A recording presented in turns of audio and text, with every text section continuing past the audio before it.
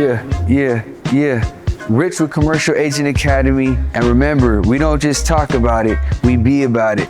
We're in an industrial listing that I have for lease right now. This is listed at $1.75. It's 5,000 square feet in the city of Paramount.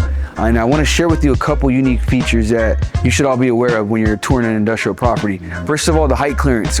We have a 16-foot height clearance. And why is that important? Well, distribution companies could set up racking systems here, and that's going to attract a lot more tenants.